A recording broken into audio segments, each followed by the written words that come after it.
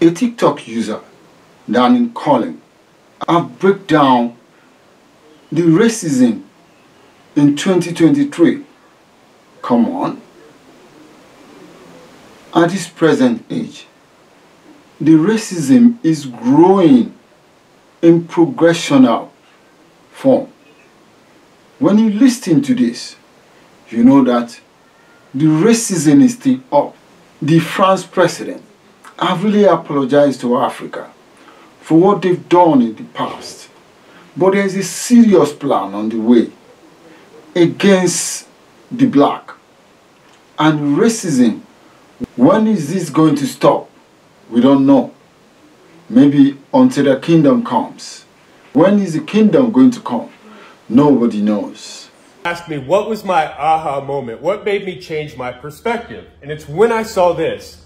So a black person in the United States during the Jim Crow era faced second-class citizenship, disenfranchisement, barriers to voting, barriers to education, barriers to employment, and barriers to housing. Then we had the 1964 Civil Rights Act and the 1965 Voting Rights Act, which stated we could no longer do any of this. We could no longer discriminate based on race. So in 2023, what is the only group of people that we can legally discriminate against? We can legally relegate to second-class citizenship, create barriers to voting, barriers to education, barriers to employment, barriers to housing.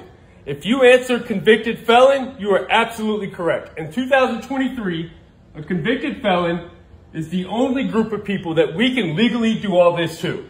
Now, do you believe it's a coincidence that 1 in 3 black males carry this label as convicted felon as opposed to 1 in 17 white males? If you answered yes to that question, let's take a look at what's happened since the dismantling of the Jim Crow laws.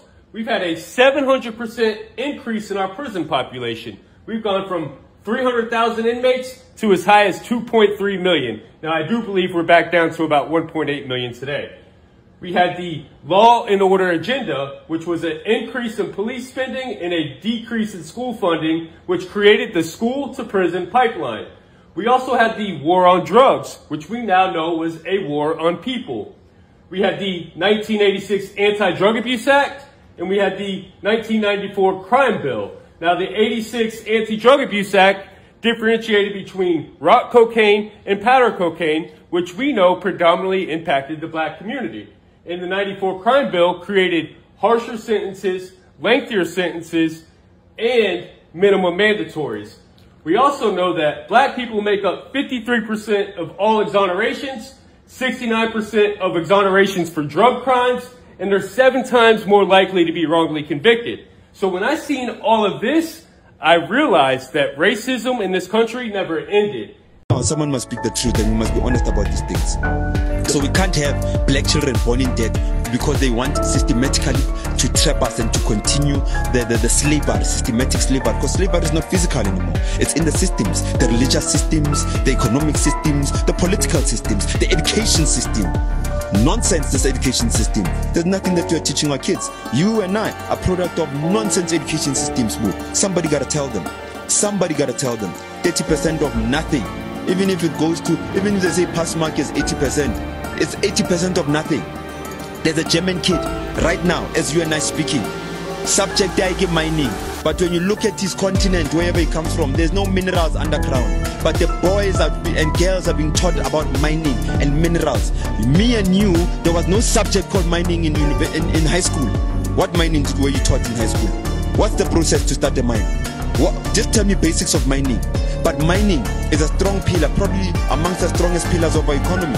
So that means that there's a child in Germany somewhere that's being prepared, in Asia somewhere that's being prepared to come and run this economy, while your kids are being prepared to come and work for those German kids that are going to come here in future.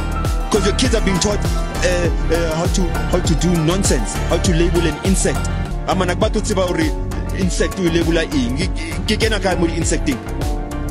Listen, our economy in this country, it's agriculture. Our economy in this country, I can even break down what agriculture is. Mining, manufacturing. Why aren't those things primary subjects in primary school, in high school, so that you've got a basic understanding of your own economy? That means some people must come from somewhere to run this economy, because your kids were never taught anything about this economy. So we mustn't even dare to want to argue with me, not you personally, anyone, about the education system or any other system in this country. It's designed to continue systematic slavery and suppress the people of the day and make sure that the future belongs to those who are prepared for it, definitely not the children.